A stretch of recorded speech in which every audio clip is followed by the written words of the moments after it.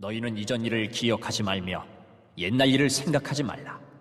보라, 내가 새 일을 행하리니 이제 나타낼 것이라. 너희가 그것을 알지 못하겠느냐? 반드시 내가 광야의 길을 사막의 강을 내리니.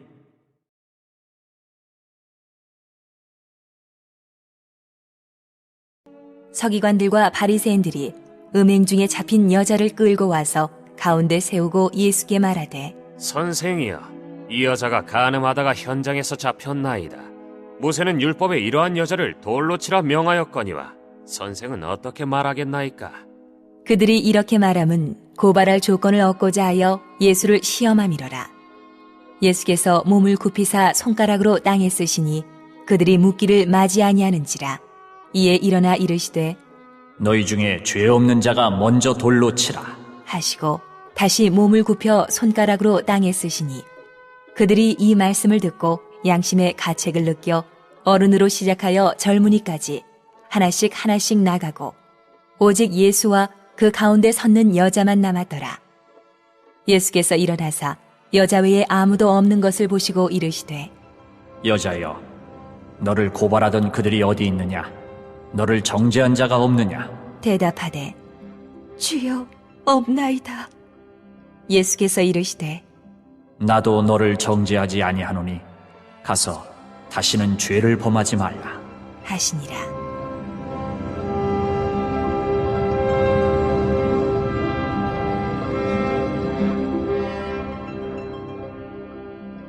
예수께서 또 말씀하여 이르시되, 나는 세상의 빛이니 나를 따르는 자는 어둠에 다니지 아니하고 생명의 빛을 얻으리라.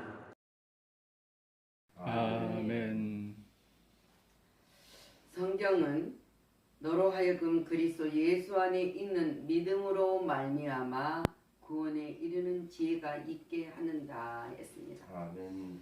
인간은 누구나 행복한 삶을 누리기를 원합니다. 그런데 불행만, 어려움만 계속된다면 얼마나 힘들겠습니까? 그러나 비바람이 불어도 거센 물결이 몰아쳐도 진흙 같은 밤이 있어도 그 모든 것은 지나갑니다. 지나가면 우리들의 삶 속에서는 언제나 소망의 찬란한 광채가 뿌려지는 아침에 의해서 그 모든 것들은 물러가 버립니다. 사라져버린다. 사라져버렸기 때문에 아무 없는 우리가 이 암흑 속에서 살아가는 것을 우리에게는 소망 있는 자로 살게 하여 주셨다. 근데 오늘 이 아무 쓸모없는 쓰레기 취급을 당한 한 여인이 막다른 골목에 있어서 돌에 맞아 죽을 것을 기다리는 이 여인의 운명을 봅니다. 근데 이 여인의 운명에게는 돌로 맞아서 죽는 것으로 끝나는 것이 아니라 새로운 길을, 빛의 길로 나가게 된 것이 오늘 우리가 읽은 본문의 확신이 증언을 하고 있습니다. 죄인에 대한 희망과 소망을, 책임과 사명을 알게 하여 주고 있습니다. 누가 돌로 칠 수 있는가? 정죄한 이들은 이 여인을 짐승처럼 잔인한 것을 볼 수 있습니다. 근데 주님은 말씀하십니다. 잠언 11장 17절에 인자한 자는 그랬습니다. 자기 영혼을 이롭게 하고 잔인한 자는 자기 몸을 해롭게 하느니라고 했습니다. 모든 죄값은 사망이라고 선언합니다. 근데 하나님의 긍휼과 사랑이 있었기에 우리는 이 선언한 죄값을 예수님이 치러주심으로 놀라운 역사의 소망을 가진 자가 되었습니다. 그런데 오늘 율법 교사들과 바리새인들은 이 간음하는 여인을 현장에서 붙잡아서 이 여인을 개처럼 끌고 다녔습니다. 그 여인은 아무런 대항도 할 수 없이 그 많은 군중들이 따르는 곳에 끌려가고 이리 끌고 저리 끌려서 결국 예수 그리스도 앞에까지 끌려왔습니다. 그리고 많은 사람들이 둘러싸서 이 여인의 결과가 어떻게 될 것인가를 뭡니까? 거기에서 세워진 이 여인의 모습을 우리는 한번 상상하면서 그려보십시오. 이 많사는 사람들의 증오, 모욕, 저주 대상이 되어 있었습니다. 인생의 최악의 수치와 비극의 현장에 지금 이 여인은 서 있는 것을 볼 수 있습니다. 모세의 율법에는 죄를 범하면 사람들이 돌로 쳐 죽이라고 하였습니다. 이제 이 여인은 법대로 돌에 맞아 죽게 되었습니다. 끌고 온 사람들이 모세의 율법에 따라서 그 여인을 돌로 쳐도 되느냐고 예수님께 묻습니다. 그러나 그들은 단순히 예수님이 말하는 해답을 구하기 위함이 아니라 예수님의 약점을 잡으려는 거예요. 그 율법을 구실 삼아서 예수님을 고소하려고, 또 우리 누군가가 그 예수님을 고소해서 예수님의 죄를 드러내기 위해서, 법대로 하면 안 되지 않습니까? 하나님의 법이니까. 근데 우리는 누군가의 약점을 악용하고 있지는 않는가, 이 말씀을 보면서 우리는 뒤돌아볼 수 있어야 된다는 거예요. 우리 또 이 군중들과 율법사들처럼 이런 일을 행하지 않겠다고 자신할 수는 없습니다. 순간적입니다. 순간적 일을 악용할 수가 있습니다. 신나지 않습니까? 이 여인을 지금 악용하는 이런 삶을 살아갈 때 그 순간은 신날지 몰라요. 그 순간은 나는 당당할지 몰라요. 그러나 당당한 모습이 결국은 부끄러운 자가 되어버린 것을 볼 수 있습니다. 그래서 주님은 기도할 때에 아무에게나 협의가 있거든 용서하라 그랬어요. 그리하며 하늘에 계신 너희 아버지께서도 너희 허물을 사하여 주시리라. 주님이 말씀하셨습니다. 우리는 이 말씀을 새김질하고 기억을 해야 돼요. 기억을 하면 절대 우리가 악을 이용하지 않을 수 있습니다. 이 범죄자들 저리 방안을 봅니다. 교모하고 이성적인 것을 볼 수가 있습니다. 주여 나의 모든 소원이 주께 있사오며 나의 탄식이 주께 주 앞에 감추지 아니하였나이다. 다시 시편 38편 9절에 이야기하고 있어요. 우리는 우리의 소원이 주님 앞에서 있고 주님 앞에 우리가 탄식하고 고통스러운 모든 것이 주님 앞에서 감춰 있는 것이 없다는 이야기라고 했어요. 주님은 모르실 리가 없다는 거죠. 주님은 아신다는 것을 알고 있습니다. 그래서 감추인 것이 하나도 든 것이 드러나지 않을 것이 없고 숨긴 것이 알려지지 않을 것이 없느니라고 누가복음 12장 2절에 주님이 말씀하십니다. 나를 사랑하고 내 계명을 지킨 자는 천대까지 하나님이 은혜를 베풀어 주신다고 했어요. 이스라엘 백성뿐만 아니라 나에게. 그래서 주님은 오늘 이 사년장에서 아무 말씀도 아니고 땅에다 손가락으로 글을 쓰고 있습니다. 그 시간이 잠시 동안 침묵이 흘렀습니다. 이때 침묵은 지난번 일어났던 이 사건에 대해서도 침묵이지만은 침묵 가운데서는 예수님은 용서해요. 용서하고 또한 봉사와 실천하여 영혼을 살리려는데 예수님의 목적은 있었다는 거예요. 우리들의 목적과 주님의 목적은 전혀 다르다는 사실을 이 말씀에서 우리는 다시 볼 수 있습니다. 침묵의 순간은 침묵 가운데 용서와 봉사를 기다리지만은 침묵은 순간에 여인에게도 뭡니까? 용서하는 그 여인에게도 회개하는 시간을 주는 시간이기도 합니다.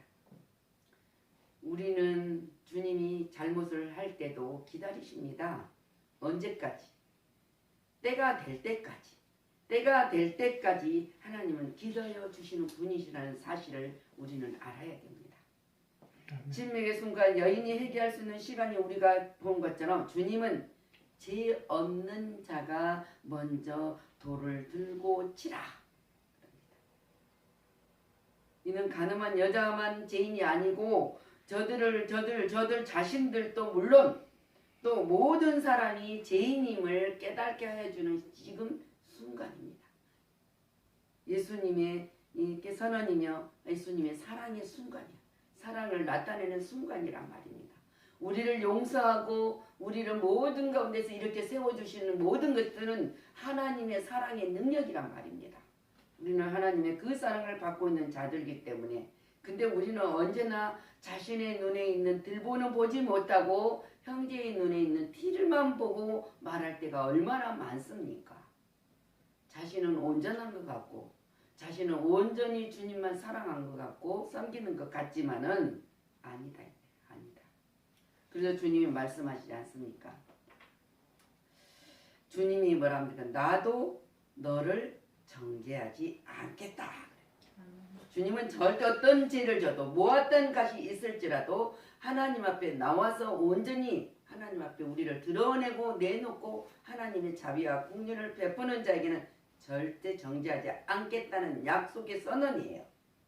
그러면서 다시는 죄를 범하지 말고 이 범죄자에 대한 복음의 바른 입장을 주님이 말씀하고 계시잖아요. 나는 너를 정죄하러 오는 것이 아니라 내가 너를 사랑으로 용서하러 왔다는 거예요.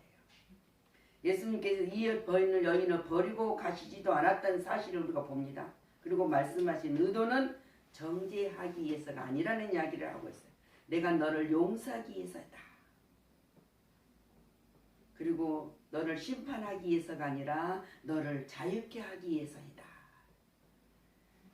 내가 너를 죽이기 위해서가 아니라 내가 살려주기 위해서 왔다는 이야기를 선언하고 있습니다.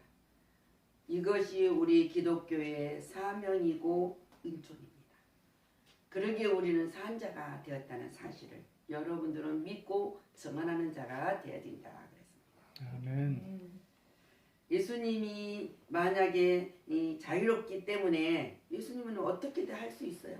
공공연하게 모세의 율법을 동의하지 않으셨다면 사람들은 뭐라 그랬어요? 예수님을 이단으로 몰든지 신성 모독죄로 몰든지 죄인으로 몰아서 모든 사람 앞에 정죄를 했을 거예요. 근데 하나님이 예수님 모르시겠습니까? 우리의 모든 것을 아십니다. 우리의 마음 속속들이 아셔요. 그래서 주님은 뭐랍니까? 내가 너를 머리털도 세시고 눈동자같이 지키시고 보호하여 주신다 그랬어요. 그렇기 때문에 하나님은 그녀를 죄를 알고 있는 것을 용서해 줬던 것을 볼 수 있습니다. 그래서 종교의 지도자들에게도 자신들의 죄도 인정하게 만들었던 것이 오늘 본문에 만드는 말씀입니다. 정상적인 생활로 회복시켜 주시면서 구원을 받는 길을 주님이 열어주었습니다. 이 여인에게 열어줬던 것이 바로 저와 여러분에게도 똑같이 열어주셨다는 거예요. 그래서 예수님의 사랑은 어둠에서 빛으로 인도하여 주셨습니다. 그리스도의 사랑이 우리를 강건하시도다. 우리가 생각한데 한 사람이 모든 사람들의 대신해서 죽었은즉 우리는 모든 사람들의 죄가 죽었다고 선언하셨습니다. 우리 죄는 죽어버렸습니다. 이미 우리 죄는 다 묻히고 우리는 깨끗하게 우리 모든 죄를 도말하여 있어서 구원의 길을 열어주셨다는 거예요.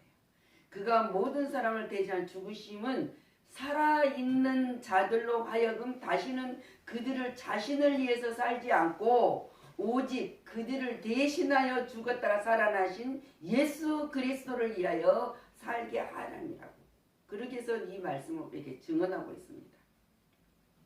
우리는 여기서 각각 다른 눈빛을 바라볼 수 있어야 된다는 거예요. 예수님을 얽매여서 그들의 그 죄를 찾고 뭔가 정죄하라는 이 종교자들의 눈초리를 보세요. 그 사람들 눈초리는 어떤 눈초리입니까? 정죄하는 눈초리예요. 저 사람을 어떻게 해서라도 책망하고 정죄하는 눈초리. 그리고 공포와 수치심에 사로잡혀 온 이 여인의 눈초리는 어떻게 해서 내가 이게서 살 수 있는 구원에 요청하는 애처로운 눈빛으로 주님을 바라보고 있는 거예요. 이 여인은 다른 사람 안 바라봐요. 이 예수님 앞에 왔기 때문에 예수님의 판결에 따라 죽느냐 사느냐가 있기 때문에 애처로운 눈으로 주님을 바라보는 눈빛이. 우리도 항상 문제가 생겼을 때마다 이 여인이 간절한 마음을 품고 예수님을 애처로운 눈으로 바라볼 수 있는 것처럼 우리도 바라볼 수 있는 그 눈초리로 주님을 바라봐야 돼. 그러면 온전하신 예수님이 얼굴을 들려서 이들을 봅니다. 예수님 봅니다. 모든 죄를 깨뜨려 보시면서도 알면서도 도저히 용서받을 수 없는 것을 알면서도 주님은 뜨거운 사랑의 동정심으로 바라보시는 주님의 눈빛, 우리를 불쌍히 여기는 눈빛, 긍휼히 여기는 눈빛, 그 눈빛이 우리를 바라보기 때문에 우리는 살아갈 수 있어요. 그리고 그 눈빛으로 예수님은 얼굴을 들어서 둘러서 모든 이들의 양심에 도전하는 말씀을 하셨습니다. 그랬더니 그들이 다 떠나갔다고 했습니다. 그리고 떠나가는 걸로 끝난 것이 아니라 공포의 애처로운 눈초리로 바라보는 그 여인에게는 그 여인의 삶은 변화가 됐어요. 다시는 죄를 짓지 말고 잘 살아라. 남이 벌받기를 신나게 바라보는 것을 우리는 용서함으로써 이루는 사랑을 어둠에서 빛으로 나오게 하는 것이 정말 중요하고 하나님의 사랑입니다. 우리는 그 사랑을 입는 것으로 하는, 그래서 너희가 내 몸같이 사랑하는 것을 이웃들을 사랑하라. 주님 말씀하시지 않습니까? 하나님께서는 인간의 죄를 용서해 주실 뿐만 아니라 다시는 그 죄를 기억지도 아니하신다고 했습니다. 우리는 그리스도 안에서 그 은혜 풍성함을 따라해요. 풍성함을 따라 그의 피로 말미암아 속량고 제사함을 받았느니라고 선언했습니다. 나는 세상의 빛이니, 우리 12절. 나를 따르는 자는 어둠에 다니지 아니하고 생명의 빛을 얻었느니라. 얻었느니라요. 얻을 것이 아니라 얻었다고 선언을 주님 하십니다. 아멘. 세상은 윤리적으로나 도덕적으로나 큰 소리 치는 사람들이 이기는 세상은 정말 주님 보시기에 캄캄한 세상이에요. 햇빛이 떠서 밝고 전등이 피어서 밝게 보일지라도 캄캄한 세상에 살아가고 있다는 거예요. 그래서 그 정죄는 이것이니 곧빛 세상에 왔으되 사람들이 자기 행위가 악함으로 빛보다 어둠을 더 사랑하는 것이니라 그랬어요. 그 속에서 우리가 살고 있다는 것입니다. 그런데 하나님은 악을 행하는 각 사람의 영에는 환난과 공고가 있다 그랬어요. 그러나 그리스도는 세상의 빛이 되었다. 그래서 어두움은 얼마나 캄캄하고 진흙같고 정말 한 발자국 앞에 볼 수도 없지만은 주님의 말씀이 내 발의 등이 되면은 언제나 그 빛으로 우리가 가는 길은 험한 길이 아니라 정말 울퉁불퉁한 길일지라도 피해서 평탄한 길로 갈 수 있다고 선언하고 있어요. 빛 가운데 성도의 기업의 부분을 얻기에 합당하게 하신 아버지께 우리는 뭐라 했습니까? 감사하게 하기를 원하노라. 감사하게 해서 우리는 인도해 주신다는 사실. 그래서 우리는 그가 예수님이 특별히 우리의 빛이라는 사실을 믿음으로 인정을 했을 때 그 안에 생명이 있으니 이 생명은 사람들의 빛이라.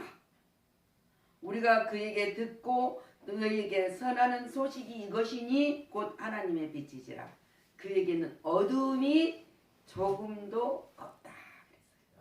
요엘서 1장 5절 말씀을 선언하고 있어요. 조금도 없다. 죄로 인해 죽었던 우리들을 죄로 인해 우리 무리들 앞에 끌려온 이 여인처럼 우리는 새벽을 기다릴 희망이 하나도 없는 세상에 살아가고 있었지만은 그러나 십자가에서 우리들의 죄를 대속하게 돌아가신 주님은 우리들의 모든 죄를 용서해 주셨다는 사실. 이 용서로 말미암아요. 이 용서로 말미암아 어두운 밤에서 힘찬 새날 새벽이 우리가 대속하기에 돌아가신 주님의 은총, 그 은총이 과거에 대해서 어떤 과거에 대해서도 기쁨으로 감사로 돌이켜 주님을 만나 새 출발을 할 수 있게 해줬다는 사실을 여러분 믿으시고 그 길을 가시길 바랍니다. 아멘. 그래서 범죄한 죄인에 대해서는 취하는 기독교 책임이 있어요. 죄인을 정죄하는 종교가 절대 아닙니다. 사죄하는 종교입니다. 죄인을 심판하는 종교가 아니라 자유케 생명 있는 종교란 말입니다. 죄인을 묵인하는 종교가 아니라 다시는 죄를 범해서가 안 된다는 그 모든 것을 가르치는 자가 됐다. 그래서 우리는 이것이 모두 우리에게 주는 하나님의 사랑을 받는 자들의 사명입니다. 우리도 모든 자가 살리는 자로 세우셨으니 전하는 자로 축복의 통로를 열어주신 그 통로를 마음껏 달려가시기를 그리스도 이름으로 축복합니다. 아멘. 기도합니다. 죄와 허물로 죽었던 우리들로는 죄로 인해서 우리들 앞에는 언제나 깜깜한 암흑의 시대였습니다. 근데 암흑의 시대에 살아가면서도 아무것도 알지 못하고 그 비밀을 깨달지 못해서 허덕일 때가 얼마나 많습니까? 그래서 주님 말씀을 선포합니다. 너희는 세상의 빛이라 소금이라 향기라. 살아있는 사람은 날마다 향기를 품을 수 있고 항상 써가는 모든 악계에게 맛을 내므로써 그 모든 것을 부패하지 않게 항상 생명이 넘치는 것으로 만들 수 있습니다. 그러기 위해서는 우리는 어둠의 자녀가 아니라 빛의 자녀가 되었습니다. 이제는 은총을 입는 것처럼 오늘 말씀을 새김질하면서 다시 한번 그리스도의 사랑과 긍휼을 우리는 베푸는 자로 증언자가 되어서 오직 하나님께만 영광이 되고 영광을 나타내고 영광을 돌리게 하여 주옵소서. 모든 것 감사드리고 살아서 역사하시고 함께 하신 우리 주 예수 그리스도 이름으로 축복하고 기도하였습니다. 아멘.